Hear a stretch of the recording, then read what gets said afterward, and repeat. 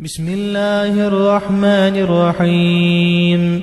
قل أعوذ برب الناس، ملك الناس، إله الناس، من شر الوسواس الخناس، الذي يوسوس في صدور الناس من الجنة والناس. بسم الله الرحمن الرحيم.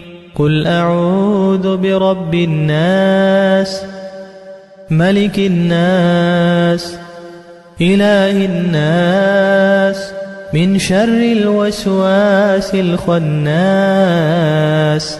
الذي يوسوس في صدور الناس من الجنة والناس.